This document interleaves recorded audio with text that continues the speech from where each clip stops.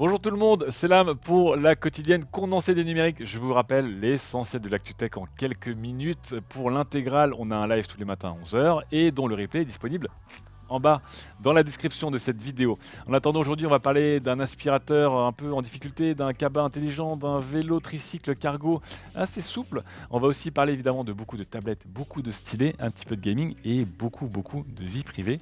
C'est parti.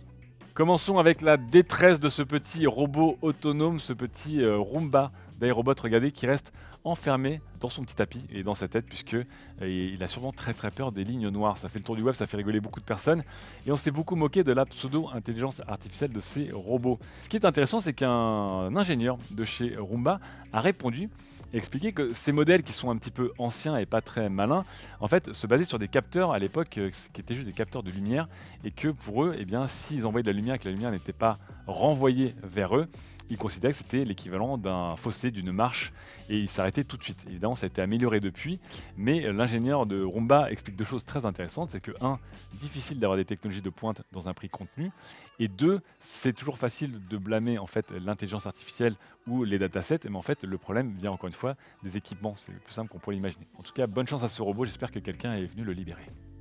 Enchaînons maintenant avec un autre robot qui également, on espère qu'il ne va pas se perdre puisqu'il pourrait porter toutes vos affaires. C'est le Gita Mini de chez Piaggio, qui est littéralement un petit cabas robot sur roulette qui peut porter jusqu'à 10 kg de charge sur quelques dizaines de kilomètres et qui pourrait aider les personnes, on va dire, feignantes ou alors les personnes qui ont des problèmes, en tout cas, pour transporter des affaires. Ce robot qui vaut 1850 $ sera également lui aussi équipé de capteurs optiques et donc pas de Bluetooth ou de laser ou de lidar pour vous retrouver. J'espère juste que vous n'emporterez pas vos petits cafés latte sur un tapis avec des rayures noirs. Petite astuce. On continue avec les engins roulants, et on va passer avec un tricycle cargo de la marque Cube qui s'est inspiré de BMW sur un prototype de BM pour faire ce vélo. Du coup, vous allez voir, plutôt agile, puisque je vous rappelle que les tricycles ont les défauts de leur qualité, c'est-à-dire qu'ils sont très stables, mais peut-être trop, et notamment dans les virages où vous ne pouvez pas vous pencher comme un vélo normal. Et bien ici, BMW a trouvé la parade et Cube l'a produite en C, puisque vous allez voir, ce vélo vous permet, je vais accélérer un petit peu, hop, quand vous vous penchez, eh bien, de s'articuler, voilà, autour de votre inclinaison pour être beaucoup plus stable, notamment dans les virages ou dans les routes un peu inclinées, de ne pas vous retrouver cette sensation un peu désagréable de vous retrouver un peu déporté sur l'extérieur à cause des deux roues arrière. En tout cas, c'est un produit très intéressant qui n'a pas encore de prix ou de date de sortie. Vous voyez, qui peut gérer jusqu'à 60 kg de marchandises, mais qui devrait en tout cas faire avancer le mouvement des vélos cargo, avec ici un tricycle cargo qui est toujours plus populaire dans le monde. Allez, on enchaîne évidemment avec toutes les annonces Microsoft autour de sa gamme Surface. Hier, je vous rappelle que, pareil, dans notre chaîne YouTube et sur le site, vous avez des articles et un récapitulatif, mais je vais vous le faire ici en quelques secondes. C'est parti, top chrono. On commence évidemment avec la Surface Duo 2, qui est la version écoutez, améliorée du plus gros bid de l'année dernière. Je vous rappelle, un téléphone Android à double écran qui vaut la bagatelle de 1600 € avec ce coup-ci du Snapdragon 888, un triple module photo, un écran légèrement agrandi, bref, tout en mieux. Est-ce que mieux ce sera suffisant? Eh bien, on le saura dans quelques semaines lorsqu'on pourra mettre nos mains sur ce téléphone toujours aussi singulier. L'autre nouveauté, évidemment, c'était le Surface Go 3. C'est la petite tablette entrée de gamme de chez Microsoft qui est vendue autour des 450 € avec un corps Intel un peu plus puissant. On annonce 60% de rapidité en plus, à voir en tout cas. Le reste n'a pas trop changé là-dessus, on ne va pas passer plus de temps. Autre produit qui nous a peut-être plus intéressé ce coup-ci, c'est évidemment la Surface Pro 8, qui est un peu, écoutez, une des stars de ces annonces Microsoft. Je vous rappelle, on a un design qui ressemble plus à celui de la Surface Pro X, donc arrondi. On a des bords qui sont affinés avec un écran 13 pouces. On a évidemment un nouveau processeur Intel à l'intérieur, Windows 11 bien sûr. La béquille peut le mettre quasiment à plat. Le stylet, le nouveau stylet qui s'appelle le Slim Pen 2, va venir se loger directement écoutez, au cœur de la rainure du clavier incliné. Bref, un peu toutes les nouveautés qu'on voulait. La connectique passe également en Thunderbolt 4. ça sera rien de moins pour une tablette qui va commencer à plus de 1150 €. Hâte de voir si ça va vous convaincre. On a beaucoup parlé ce matin en live de ce form factor 2 en 1 hybride tablette-ordinateur et tout le monde n'était pas convaincu. Finissons avec l'engin peut-être le plus sexy de cette annonce, de ces annonces, c'était le Surface Laptop Studio évidemment qui vient adapter le concept du Surface Studio à un ordinateur portable. Vous allez voir, regardez, c'est magnifique. Votre écran va venir se poser devant et au-dessus de votre clavier pour passer en mode, on va dire, visionnage gaming, voire en mode tablette pour dessiner dessus. Un ordinateur très haut de gamme avec jusqu'à 32 Go de RAM, jusqu'à de GeForce 3050 Ti mobile, des processeurs Intel 11e génération, un stylet, le même stylet, le Slim Pen 2 avec un moteur haptique intégré qui va venir se recharger et s'aimanter dans la tranche inférieure, comme vous pouvez le voir, hop, de votre ordinateur. Bref, un appareil très très innovant et très séduisant de la part de Microsoft qui commencera pour l'instant à 1600 $. On attend les tarifs français, ça pourra monter jusqu'à 3000 $ selon les configurations. Mais on verra si ce form factor convertible qui avait été inauguré notamment par Acer et qui est aujourd'hui adapté par Microsoft arrivera à convaincre plus que les hybrides 2 en 1. On continue avec les tablettes, c'était la folie. HP en a profité pour montrer aussi leur tablette sous Windows, une tablette hybride du coup, vous allez le voir, qui possède une webcam rotative qui permet de sortir un petit peu et de venir en mode selfie en cas de vidéoconférence. Et aussi intéressant, un clavier qui permettra de prendre cette tablette Windows en horizontal ou en vertical. On n'en sait pas plus, on sait juste que le tarif sera entre 500 et 600 $ hors taxe avec ou sans les accessoires. On verra ce qu'il en est en France. On continue avec les tablettes et évidemment la star du moment c'est l'iPad mini 6, de son petit nom l'iPad Air mini 6 puisque nous avons pu le prendre en main ces derniers jours et le tester. C'est une petite bombe de 8,3 pouces de taille d'écran qui prend 4 étoiles chez nous, qui a beaucoup fait discuter dans la presse tech chez nos confrères puisque les gens étaient plus ou moins convaincus. Tout le monde est assez d'accord pour dire que la tablette est très jolie, elle est très puissante parce que c'est le processeur de l'iPhone 13 qui est à l'intérieur, l'iPhone 13 Pro même, mais un peu plus lent, de l'USB-C, bref, un iPad Air mini. Le seul truc c'est que évidemment cette tablette commence à 560 € dans sa version 64 Go, peut monter très vite à 730 € en 256 Go, et puis après encore plus si vous mettez la 5G qui est désormais compatible. Donc une très belle tablette, mais une offre de niche pour voir si des personnes auront autant d'argent à mettre dans une tablette aussi spécifique. En tout cas, on vous invite à voir le test complet sur le site des numériques. Je repose mon iPad mini et je vous sors un S21 Ultra ce coup-ci pour parler du S22 Ultra. Et pourquoi je vous en parle? Parce qu'on reste dans les tablettes et dans les engins hybrides avec des stylets dans tous les sens. Le S22 Ultra pourrait être en fait le nouveau Galaxy Note. On a une petite fuite de la part de ce cher Ice Universe, qui est un leaker très très fiable, qui nous explique qu'en fait, eh bien, le S22 Ultra aurait enfin le fourreau pour intégrer un stylet S Pen à l'intérieur, tout comme le faisaient les Galaxy Note et comme ne le font pas le S21 Ultra et le Z Fold 3, qui sont tous les deux des téléphones compatibles avec les S Pen de Samsung, mais qui n'ont pas l'intégration du stylet que beaucoup de gens aimaient. La gamme Galaxy Note va certainement disparaître, mais elle vivra peut-être à travers le S22 Ultra. Réponse au début de l'année prochaine. Passons maintenant à des sujets plus de société et notamment un gros volet sur la vie privée. Je commence avec un excellent dossier de mon collègue Romain Chaland qui nous parle du doxing. Et je vous rappelle, pour les gens qui ne connaissent pas bien cette pratique, eh bien, ça consiste à dévoiler des informations privées d'une personne, à les mettre à disposition du public, en ligne par exemple, à dessein de nuire à cette personne. C'est désormais puni par la loi, il y a un cadre juridique autour et Romain nous fait une très très bonne synthèse sur l'évolution de cette pratique, son inscription dans un cadre beaucoup plus légal avec des punitions pénales et puis aussi la difficulté encore une fois de qualifier la pratique de doxing puisqu'elle est très grise et qu'elle revêt beaucoup de visages. On reste dans la vie privée, on ne va pas parler de doxing, donc des gens qui diffusent vos informations, mais des gens qui viennent espionner vos informations avec un logiciel qu'on appelle de stalkerware, donc pour faire du stalking, espionner les personnes.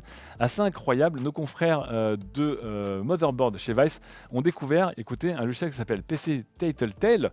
Il y a aujourd'hui beaucoup de logiciels qui vous permettent d'espionner des gens, mais celui-ci a pignon sur rue et est vendu légalement, on ne sait pas, mais en tout cas, clairement avec un site internet qui permet en tout cas, et le site le dit, de surveiller vos enfants, de surveiller vos employés et de surveiller vos conjoints ou conjointes là-dessus. Rien de plus simple, vous l'installez en secret, c'est là où c'est déjà un premier problème, et le logiciel vous enverra régulièrement des captures d'écran de la personne que vous avez infiltrée avec son appareil. C'est disponible sur Windows et sur Android. On vous déconseille évidemment l'utiliser parce que c'est déjà moralement très mauvais et c'est peut-être illégal, mais on est quand même étonné de voir que ce genre de logiciel est littéralement en vente libre.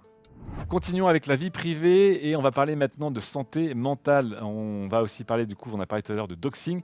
Je vais vous parler de cyberharcèlement avec une campagne sur Instagram France qui va mettre en scène, écoutez, le boss d'Instagram, Adam Mosseri, mais aussi des influenceurs français et la première dame de France, Brigitte Macron, qui vont, écouter, lancer une campagne contre les campagnes de cyberharcèlement. Je vous rappelle, c'est un fléau qui touche beaucoup de personnes, qu'elles soient connues ou pas, sur beaucoup de réseaux et pas que Instagram, et qui évidemment font des dégâts absolument gigantesques pour la santé mentale des gens lorsqu'ils sont la cible précise de personnes plus ou moins nombreuses et plus ou moins organisées pour leur pourrir la vie sur Internet. En tout cas, le cyberharcèlement également est puni par la loi et en attendant, il y a tout un travail d'éducation, on va dire, et de sensibilisation là-dessus qui a été monté par Instagram en France. On va rester sur la santé mentale et avec quelque chose qui n'existe pas encore mais qui pourrait arriver et qui a beaucoup fait discuter ce matin dans le live de la quotidienne.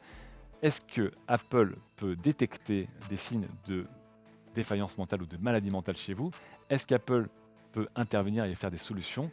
En tout cas, la marque californienne serait en train d'y penser et bosserait avec une entreprise, avec la UCLA notamment, pour voir si notamment ils peuvent détecter des signes de dégradation mentale, de dégradation cognitive, notamment avec le capteur Face ID et avec d'autres choses. On a vu que depuis quelques années, en tout cas, la santé physique est monitorée par la technologie, que ce soit vos battements de cœur, votre glucose, votre stress, votre sommeil, etc. Pourquoi pas la santé mentale? On sait que c'est quelque chose qui est un sujet qui est beaucoup plus tabou, qui est moins clair pour les gens que la santé physique, mais qui est très important.